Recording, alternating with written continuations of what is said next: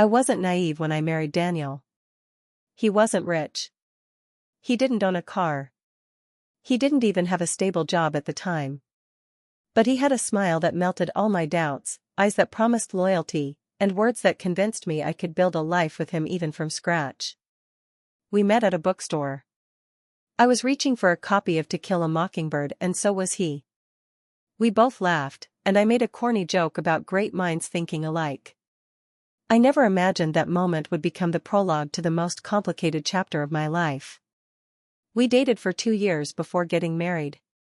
Those 2 years were blissful, simple, but filled with love. Daniel worked small jobs here and there. I had a stable role as a financial assistant, which paid well enough for both of us.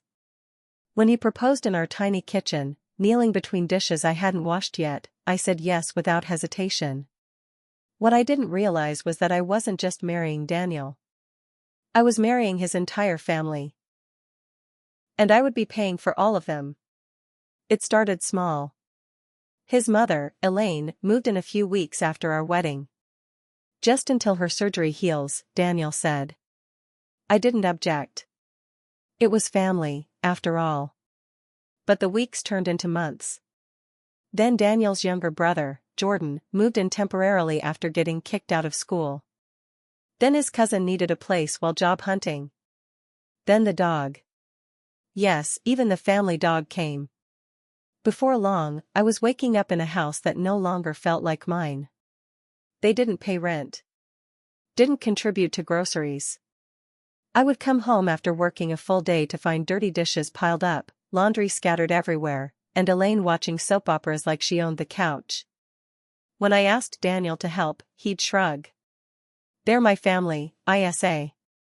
What do you expect me to do? Kick them out? I didn't want to be the villain. I tried to speak kindly. I tried to explain that I was exhausted, that I couldn't keep carrying the entire weight of the house. Emotionally, financially, physically. But my words fell on deaf ears. Or worse, they twisted them. One night, Elaine cornered me in the kitchen and said, "You make Daniel feel like a failure. He told me you emasculate him. You're too aggressive." I blinked, stunned. I pay the rent, Elaine. I buy the food. I clean the house. How is that aggressive? You're not a real wife. You're just the breadwinner. She spat that word like it was poison. I cried in the bathroom that night, silently. Daniel didn't ask why. He didn't even notice. Week after week, my savings thinned. I stopped buying new clothes. I started skipping lunch at work.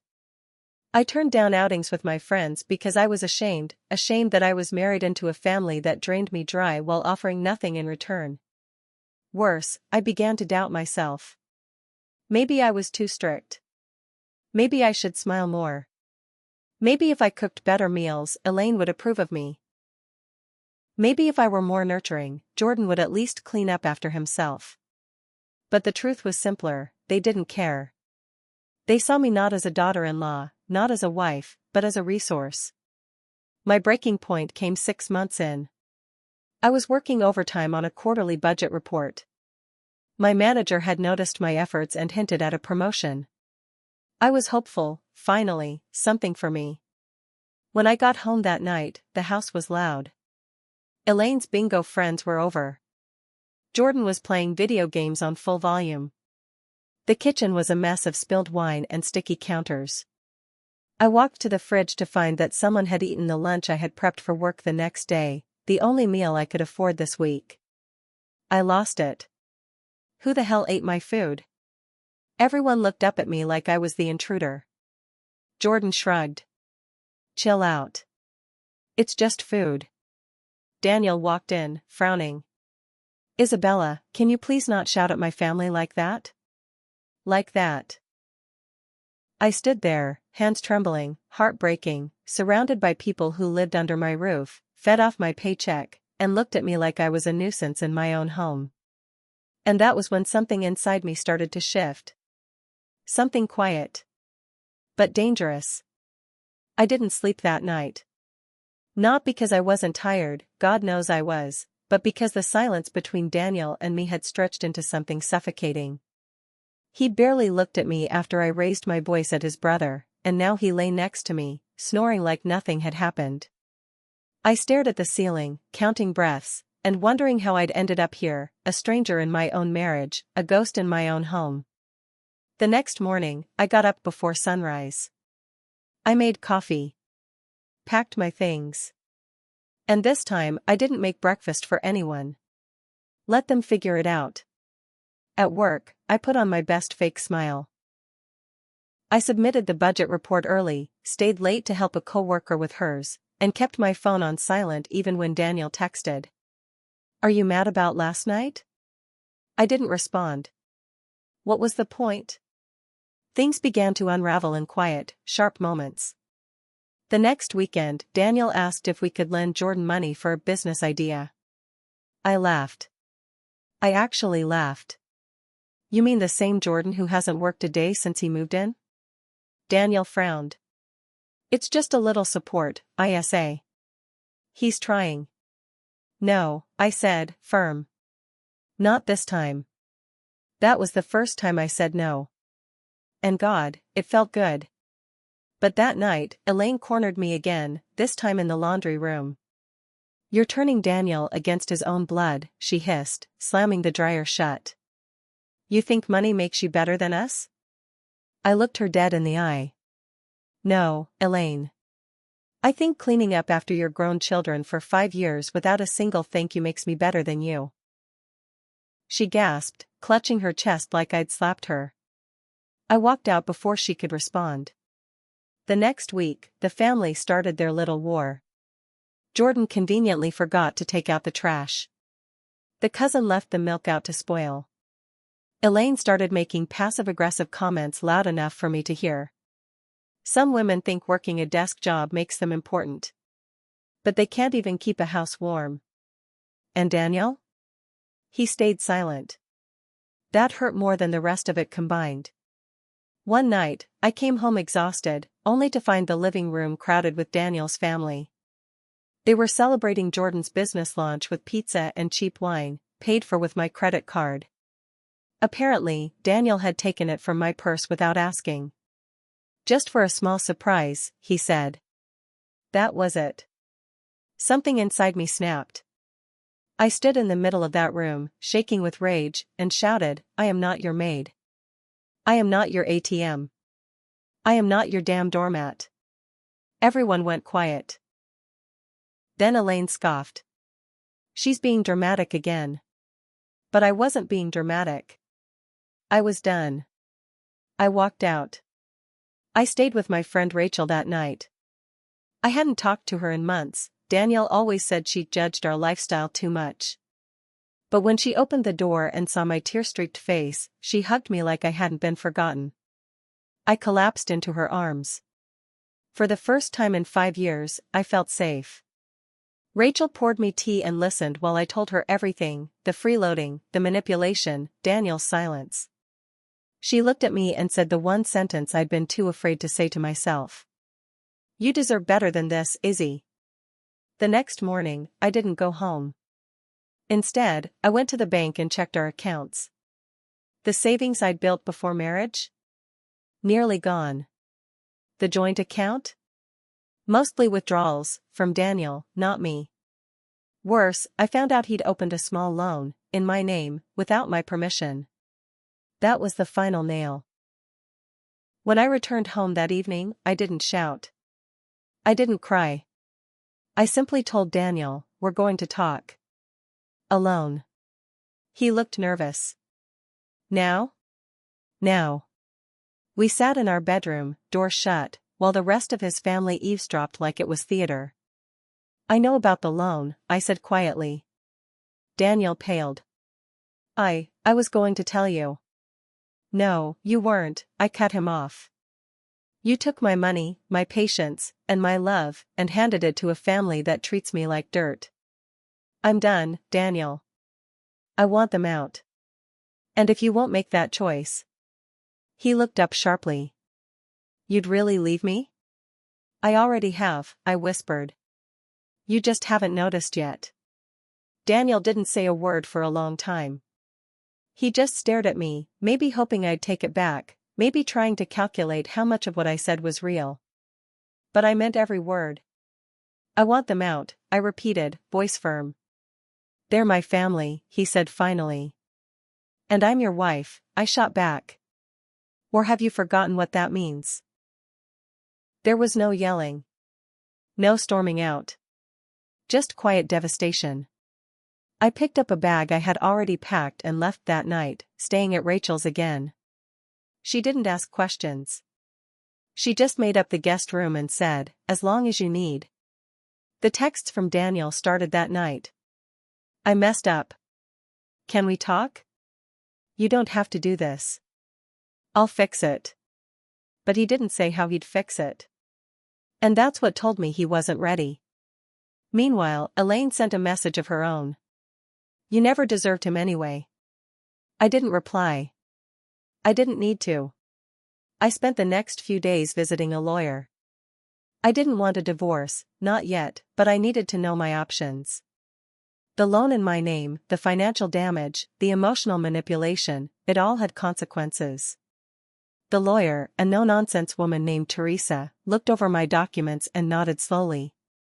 You have more leverage than you think. But if you want to protect yourself, you need to act now. Rachel helped me write a letter to Daniel. Firm, respectful, but clear. It outlined 3 conditions.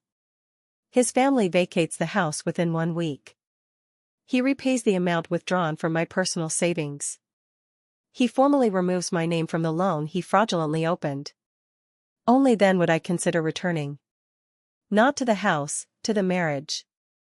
3 days passed with no response. Then, on the 4th day, Rachel got a call from a neighbor near my house. Hey, is everything okay over there? I saw a shouting match in the driveway.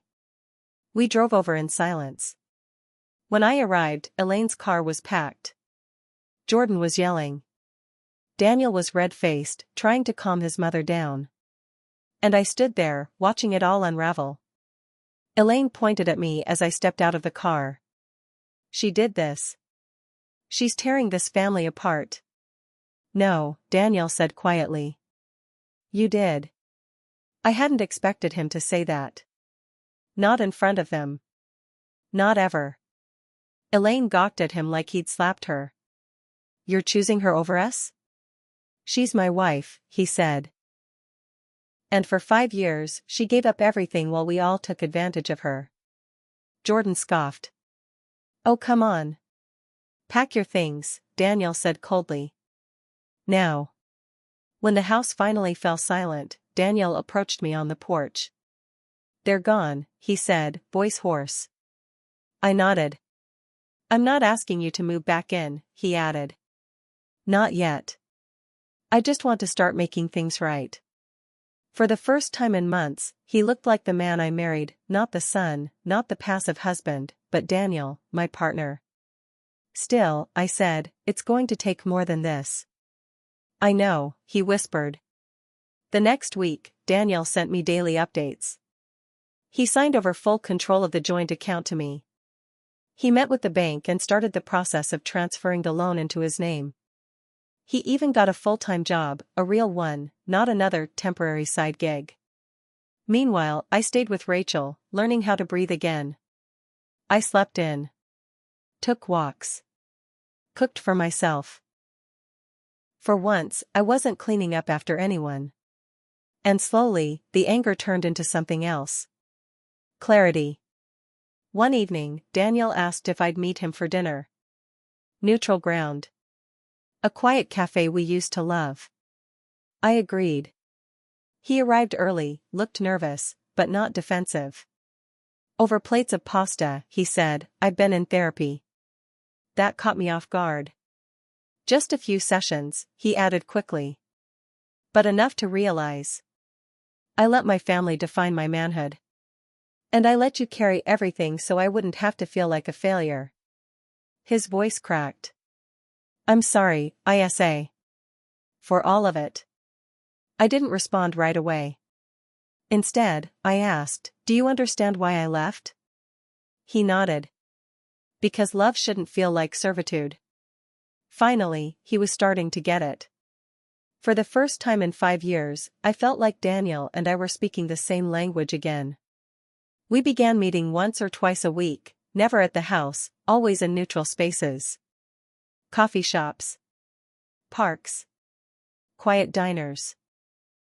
He never pressured me to come back. Instead, he focused on earning back the trust he'd spent years eroding. He showed me receipts, literally, for the payments he was making toward the loan. He created a shared spreadsheet to track every dollar he was putting back into my savings. He started therapy sessions regularly and even invited me to attend one as a guest. At first, I refused. But something about the way he said, "I want you to see me try," made me pause. 3 weeks after our dinner, I went. The therapist, a calm woman named Dr. Levin, welcomed me gently. I didn't know what I expected, some scripted apology or an emotional performance. But Daniel just sat across from me and said, "I was scared to be less than in front of you, so I let my family take pieces of you instead." His voice was steady. Real. Raw. Dr. Levin added, "Daniel's been confronting patterns that go back long before your marriage. But the damage is real. And the healing has to be mutual." I nodded. Healing. Not fixing. Not pretending. Not rushing back into the same trap. A month later, I visited the house. It felt strange, like walking through someone else's memories. The living room was quiet. Clean.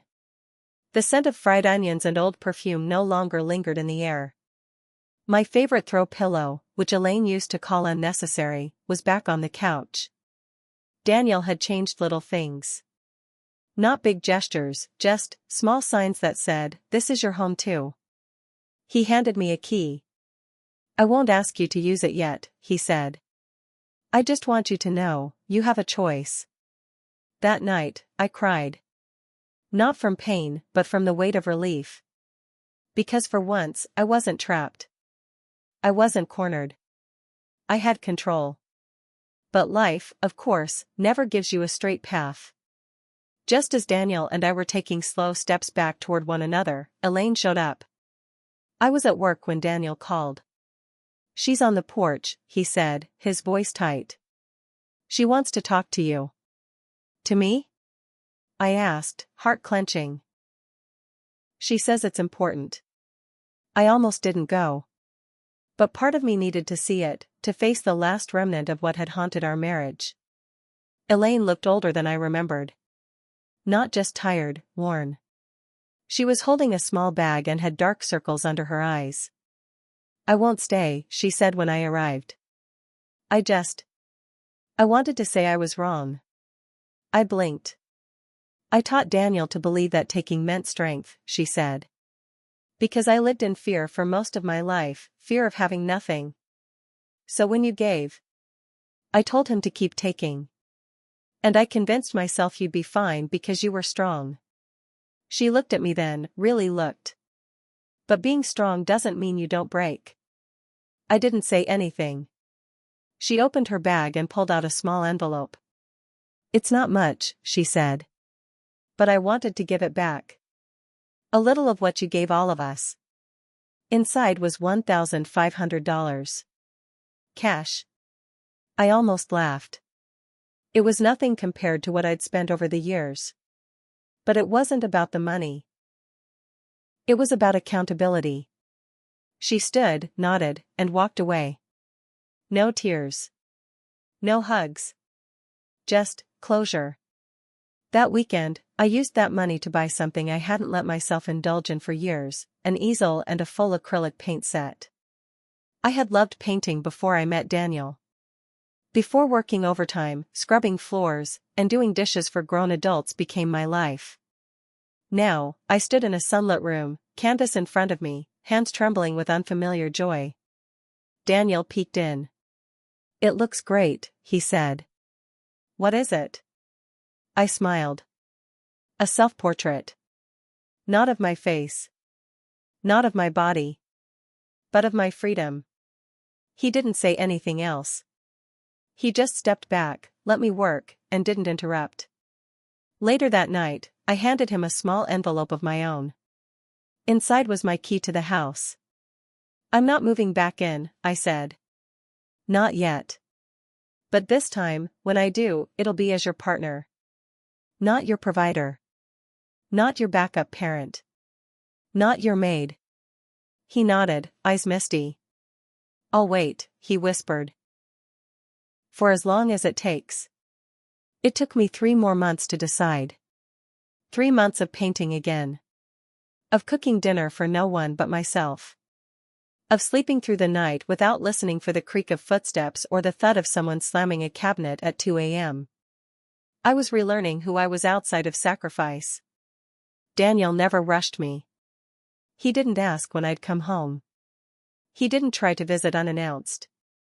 Instead, he kept doing the work, therapy, financial accountability, building a life that didn't depend on me patching the holes. He even started volunteering at a local youth program, something we'd talked about years ago, before life buried us in responsibilities and resentment. And slowly, something shifted in me. The anger had burned out. The grief had settled. And what remained was something I didn't expect. Peace. One Sunday, I went back to the house, not to move in, but to sit at the kitchen table. Daniel brewed coffee. I noticed how clean the countertops were. "How's the new youth group?" I asked. "Challenging," he smiled. "Rewarding. They remind me a lot of myself when I was lost." I nodded. Then I said the words I'd practiced in my head 1,000 times. "I'm not coming back." His hands froze mid-pour. "I'm not angry," I added quickly. "Not anymore. But I've realized something. Even if everything's different now. I am different now." Daniel sat down slowly, searching my face. "Are you saying you want a divorce?" "I'm saying," I said carefully, "that I want a life. One where I don't disappear into someone else's shadow. One where I'm not constantly earning love by giving everything I have." He swallowed hard. "I thought I changed for you." "You did," I whispered. "But I changed for me." The following weeks were surprisingly calm. No screaming. No threats. Just 2 people signing papers with quiet understanding. I moved into a small apartment near the art district, using part of my recovered savings to open a tiny studio. I began painting full-time. Clients came slowly at first, a local cafe, a couple looking for a mural in their nursery. But then I got a message from a gallery interested in showcasing a collection. I named the series 5 Years of Silence. Each canvas told a chapter. Not just pain, but survival. Recovery. Renewal. At the gallery opening, Rachel clinked her glass against mine and whispered, "You look like yourself again." I smiled. "No. I look like someone new." A year passed. I got a letter in the mail one afternoon. The return address was familiar, Daniel. I hesitated before opening it. Inside was a single sheet of paper. ISA. I still remember the first time we met, both of us reaching for the same book. "I lost a lot of things over the years. But loving you was never one of them. Thank you for waking me up, even if it meant saying goodbye. Always. Daniel." I sat for a long TI.